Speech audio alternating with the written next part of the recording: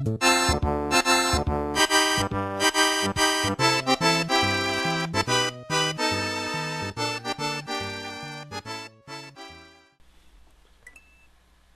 everyone, and welcome to what is easily the most played Mario game here on YouTube, including ROM hacks. Welcome to Super Mario World for the Super Nintendo, released in 1991 over here. And listening to this title music just brings back all sorts of memories for me. Back in my day, actually, it's not that much different from today's day. This is more my brother's day kind of game. Welcome, this is Dinosaur Land. In this strange land, we find that Princess Toadstool is missing, again. Looks like Bowser's at it again. I love how they just automatically assume it's Bowser, then again, that's kind of what he does, isn't it? So yeah, welcome to Yoshi's Island. Well, Dinosaur. Yeah, I guess this is Yoshi's Island, yeah. Let's head right into Yoshi's Island 1. Basic controls are rather simple. D-pad to move. Obviously, I don't know how I dodged that. Press and hold down the Y button to run and use projectile attacks, or any attack at all, really. B to jump, really, it's what Mario's most famous for, and the A button to do the spin jump, which absolutely obliterates enemies. And we're gonna see a bit of slowdown in this one, I can tell you that much. What that is right there is a dinosaur coin. Since I'm going for 100%, I don't really need these. If you're going for 100% in the Game Boy Advanced version, though, which is Super Mario Advance 2, I want to say? Yeah, I do have to go for all of them. That's a bonsai bill, just duck or jump, really. If you walk up to an item while holding the run button, you'll actually pick it up. And you can throw it in the 4 cardinal directions, except for down, I believe. This is a fire flower. Pressing the Y button will make you throw fireballs, which turns enemies into coins. And people thought New Mario 2 did that first. Ha! Yeah, right. This is obviously the end of the level. The goalpost, it gives you... I got 23 star points there. When you get 100 star points from the ending tape, you'll get a bonus, which we'll actually be seeing towards the end of the part.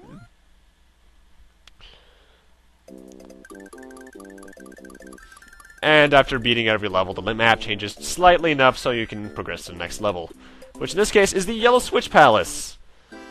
This one is, well, the Switch Palaces are rather basic ideas. Pretty much they're just either live grinders or otherwise. This one, the P-Switch just makes a bunch of coins appear, so it's up to you to collect them all. 100 coins does give you a life, and I don't think it adds to your score much at all in this one, actually. And to cue with me ducking there, I gotta say, I absolutely love this game's soundtrack. It's mostly just variations of one theme, but it's such a good one theme. The power of the switch you have pushed will turn into... Your progress will also be saved. Yeah, this is back in the day when you didn't have a save point ready at all times, and there weren't checkpoints every 3 inches. Look at that slowdown. In Pure Mario World, the only times you can save are after clearing a Switch Palace, which there are 4 of, I believe, if I remember correctly, or ending a world. And here in Yoshi's house, which you can check out, I should have done this first, actually. Hello, sorry I'm not home, but I have to gone. He's gone to rescue his friends, so yeah. And where is this Yoshi you at? I just can't talk today. Well, Yoshi's right over here, actually. First off, though, with this shell, if you can get, I want to say it's 8 enemies in a row, it's either 8 or 9, you can actually get a 1-up. I'll be maxing out my lives, though. What I just did there is, if you might notice that little block up top, oh, well, first off. Hooray, thank you for rescuing me. My name is Yoshi, on the way to rescue my friends. Bowser trapped me in an egg. Jump on Yoshi, and now you can get an awesome percussion beat in the background of the music. You can swallow up shells for varying effect, red for fire, yellow for earthquake, blue for flying, green for nothing. I think that's all of them. Yeah, it is. But, yeah. What was I going to say beforehand? I don't remember! Yay!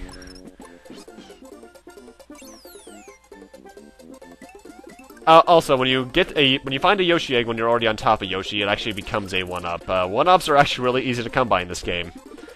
That's obviously a vine, you just climb it up to do stuff. I do think actually you get a 1-up if you get all 5 Yoshi coins. I forget. Yep. You do.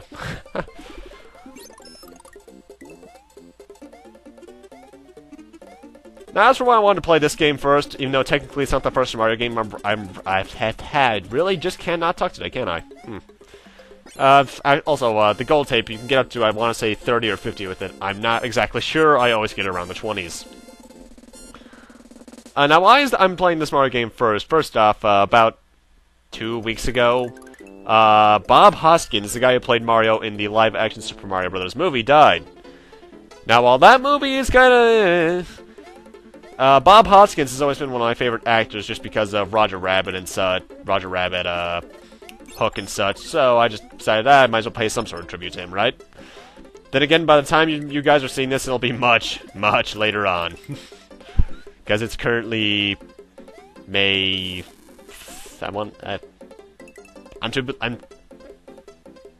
Actually, my calendar's wrong. What the hell? I think it's May 10th. That part of my screen is wrong for some reason. I know for a fact it's not the 18th yet.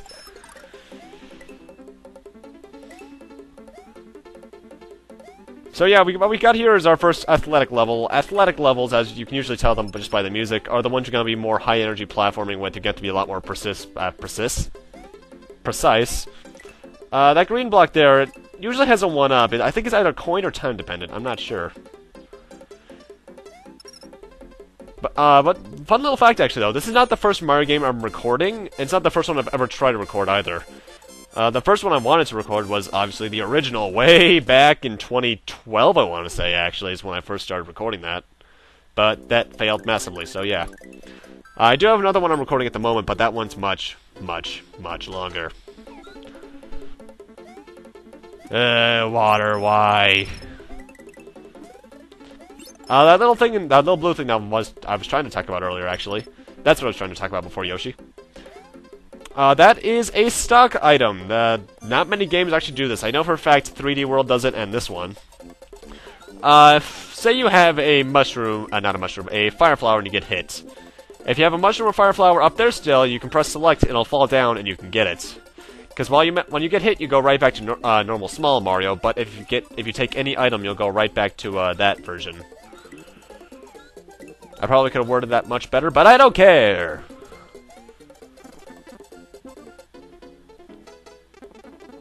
Look at that slow... No, I wasn't supposed to kill that shell. Stars! These obviously make you invincible with really, really catchy music. Though I think my favorite version of it is still the bongo-heavy version in either 2 or 3.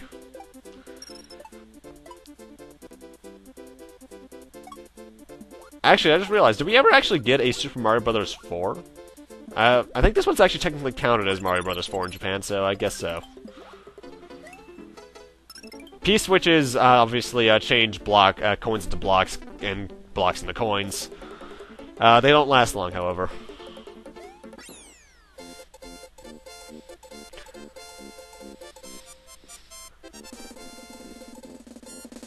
I love that victory theme so much. I love this game. And we're already at the final level of Yoshi's Island, which is the first level, Iggy's Castle. Upon reaching a castle level, if you have Yoshi, you'll jump right off, because for some reason he's too scared to go inside. Was. And this level, I know for a fact, was all over the advertisements for this game. If you hold up when you're jumping onto these grates, you'll hold right onto them. And if you jump onto the head, if you actually can just move on top of the enemy, really, as long as you're on top of their hitbox, you can actually take them out. And this is actually really good if you want to grind lives, because the points do count. I'm not sure if that's a programming oversight or just, yeah, probably just a programming oversight, really. Love the castle theme, too. That's a Podobo, that little fireball there. They aren't that threatening here, but later on, they are really, really annoying. I know for a fact that little square in the grate there, which you can actually press the Y button to switch between, I know that was all over the adverts. Way back in the 90s. This game's over 20 years old. Mind you, that doesn't hurt me as much, because I'm not that old. But that probably does hurt my brother. Oh, Chris, I'll get you in one of these someday. So yeah, I now have 22 lives because of that. And here we got instant death crushers. I actually probably could have run right past that and not have gotten hit. I know for a fact I can do it for this one. Whew, but it's really close. Yeah.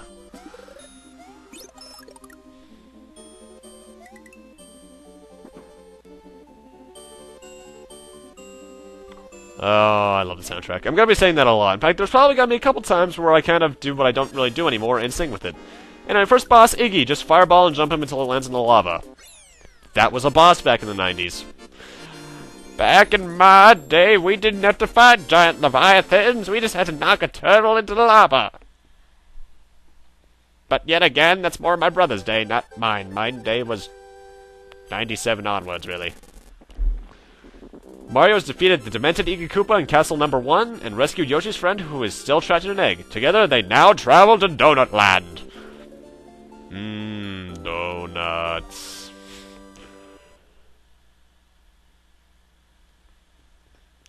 So yeah, now we're done with the really, really easy part of the game.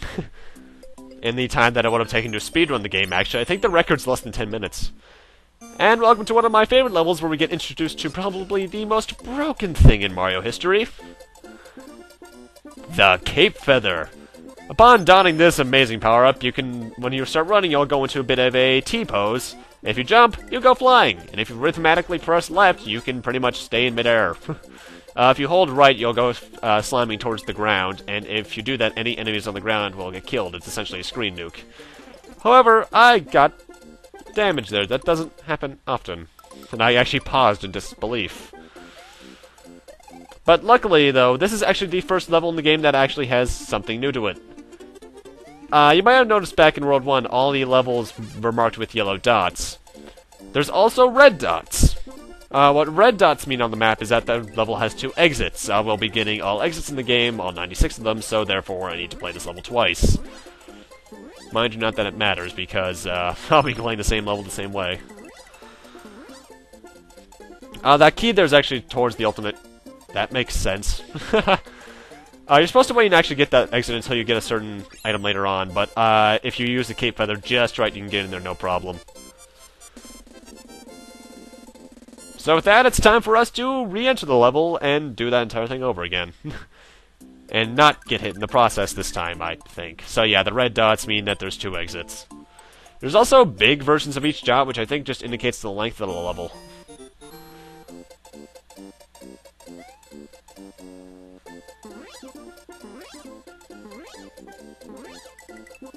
Also, yeah, that made sense. I was totally just wiping my face on clouds. Oh, Mario games, you never make sense when we love you anyway. Unless you're someone who hates Nintendo, in which case, why do you hate happiness? I probably sounded like a serious fanboy there. And I honestly don't care. We all have our fandoms. Some of us like Xbox, some of us like Nintendo. Some people ask why I like Nintendo. I just say, screw you, I just like it. Anyway, fly up here with the Cape Feather, you can get the key and put it in the keyhole, which nets us the first alternate exit of the game. Which takes us to Donut Secret 1. That is a very indescriptive name. But it's a water level with music I absolutely love. And water levels, you just mash the jump button to swim. One thing I didn't mention with the Cape Feather is that if you mash the Y button, you can, or just press the Y button in general, really, you'll actually do a quick spin attack, which actually kills enemies. You can actually mash that repeatedly and just completely abuse it. You had a similar thing in Mario 3 with the Tanuki suit. Well, not just well, Raccoon Tail and Tanuki suit, actually. But it's not it's nowhere near as abusable as this.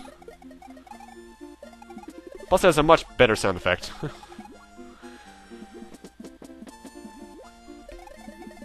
Also, I love the background for these stages. Also, when you pick up an item like a P-switch underwater, for some reason you're propelled forward and upward, and I don't know why. But we need this P-switch because a lot of the levels here in Donut Plains actually have alternate exits. To get this one, you need it. Use it right here, and you get the key.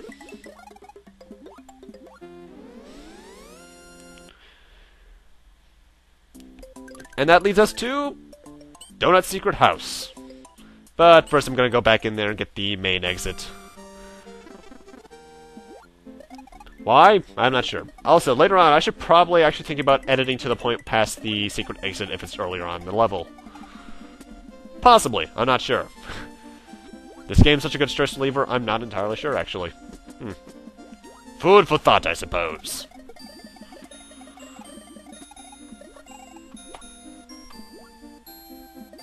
Also, those shitting fish. I almost said shitting fish. Huh. Those sleep. I really cannot speak today. Those sleeping fish, actually, they will track you down like a bounty hunter, so watch out for them. However, sometimes they'll just fall asleep like that, and, yeah. Guess they got narcolepsy. That is the right illness I'm thinking of, right? Well, it's not really an illness. I'm not sure.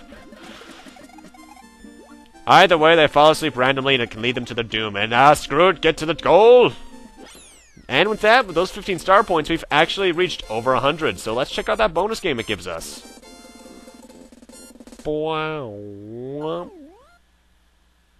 In the bonus game, you got, I think that's 9? No, 8. 8 blocks and one in the middle that has a thing on it already. You want to match up as many lines of that specific thing in the middle as you can to get as many 1-ups as you can. I got 4 there, so therefore I get 4 extra lives. This is useful, but it's not the best way of getting extra lives. That's not until World 3 or 4. And with that, we get the Donut Ghost House, which is the main ghost house. But with that, I'm actually going to enter Donut Secret 1 again so I can show something off. What I'm going to do here is actually get the Cape Feather.